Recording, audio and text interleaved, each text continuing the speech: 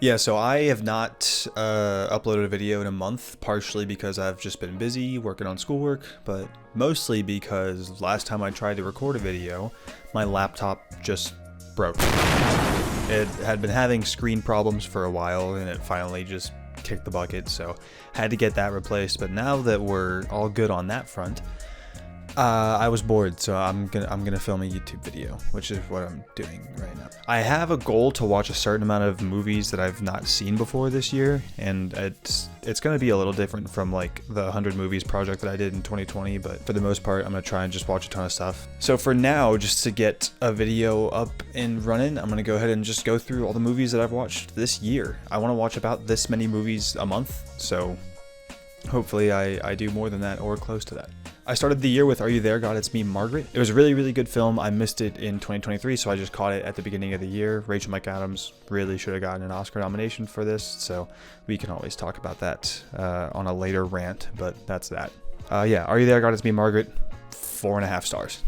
Next up, we had Maestro, which I enjoyed at the time, but as I thought about it a little bit more, I was like, this is just clearly trying to win Bradley Cooper an Oscar, and the actual message behind it kind of just isn't existent whatsoever. So I weirdly gave it 4.5 at the time, but I think I would bring it down to like 3 or 3.5. It's not a movie that gets better with time. So next up, we have No Hard Feelings, one of my, I guess I can call it one of my favorite comedies from the last couple of years. There's some really funny scenes throughout this whole movie and some really good ones as well. The one where Evan Hansen sings in the restaurant to Katniss Everdeen that's cinema right there. That's what Marty Scorsese likes.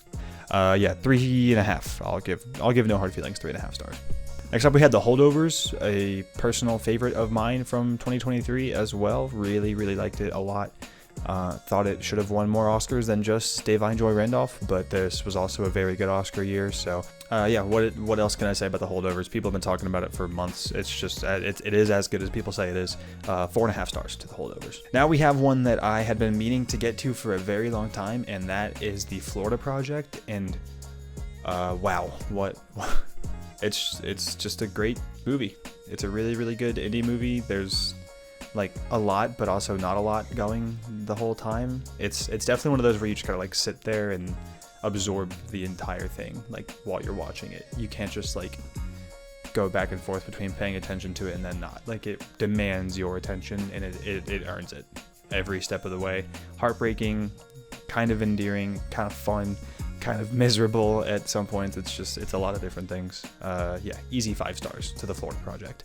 We got a couple of rewatches coming in because I rewatched Barbie, and I still like it a lot.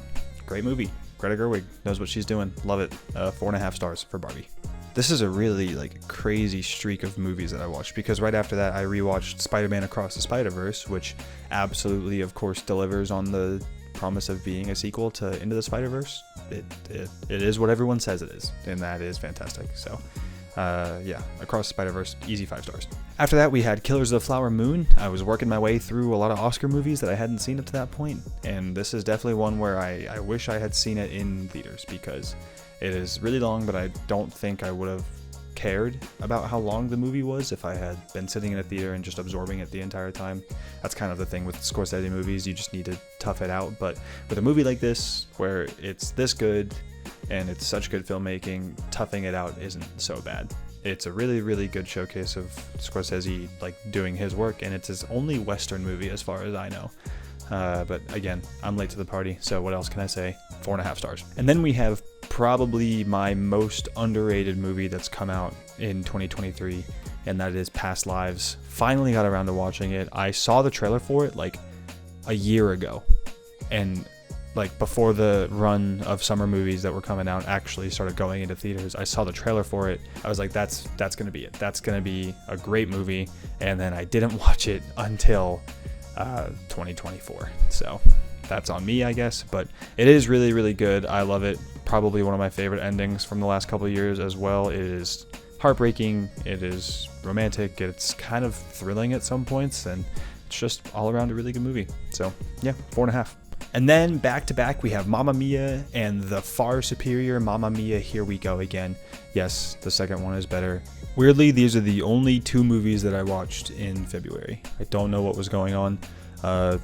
3.5 stars for Mamma Mia, and 4 stars for Mamma Mia. Here we go again.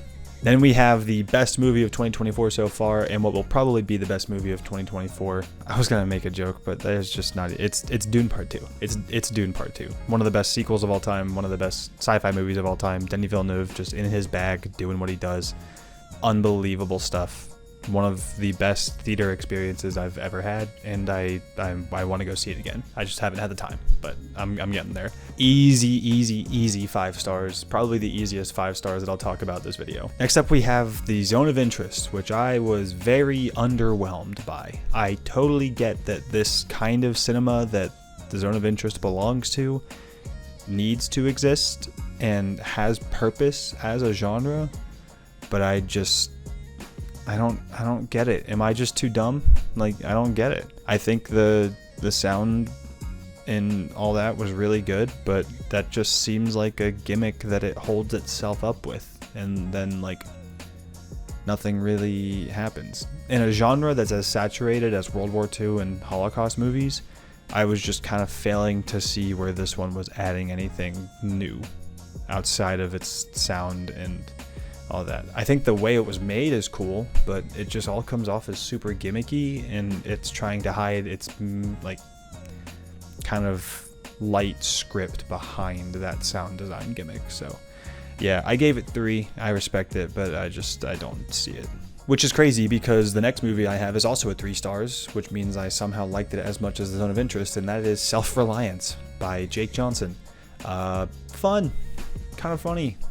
You gotta figure out how to write an ending though, because that was not good. Really not good. And then we have my most underrated movie of this year so far, Snack Shack. And it's still in theaters. It has had a really limited run, but it's a movie about 2 boys and a girl in the 1990s that are just teenagers during the summer that open up the snack shack at their local pool and just make bank. But they also have like underground betting, and like they make beer and try to sell it like that. So they're just like hustling people the entire time. So it's like a good friendship story and a good summer story, and a lot of like really deep and profound kind of themes going on. If you're not looking for the deep and profound kind of stuff, you can also just enjoy the fun 90s movie. Like it is what you want it to be, and that's really, really good. I could tell through the entire movie that the budget for this was so low just because of the way it was made, but like that's not a diss or anything. In fact, that's a compliment because they were able to do so much with so little. It's a cool 4 stars, and I think Gabriel LaBelle is the future of Gen Z acting, so that's really cool. Next up, we have Dune. I revisited it just because I watched Dune Part 2 and I wanted to see Dune again. I will say seeing Dune Part 2 makes watching the first movie a lot better in my opinion. Even though it's not as good of a movie, it's still really, really fantastic. It's still Denis Villeneuve in his bag doing what he does. Great acting, great writing.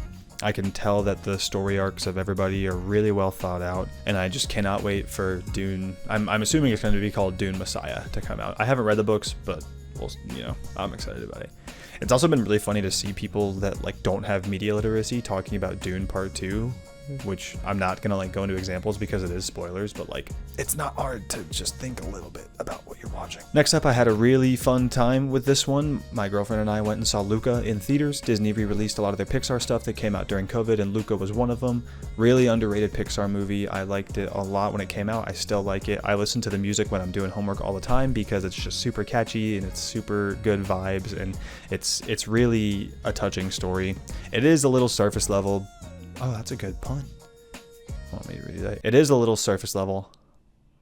Oh, brother, this guy stinks! And to finish out March, I watched The Hunger Games, The Ballad of Songbirds and Snakes. Yeah, not good. I didn't like it a lot. Very much. I thought Lucy Gray was extremely annoying, and the names of the characters are just so... Coriolanus. What is Suzanne Collins doing with a name like that? I just realized I haven't been giving ratings for the last few ones. Snack Shack was a 4. Dune I gave 4.5. Luca is a 4-star. And Hunger Games, Songbirds and Snakes is a 3. Anyways, I just wanted to kind of talk about the movies that I've watched so far. April just started, so I'm going to be watching some more stuff. I'm going to be so busy with schoolwork, but whenever I can make content like this, I will. And also follow me on Letterboxd. I still need to figure out how to end videos, so... outros sound cringy because I'm just a dude sitting in his apartment talking to no one. So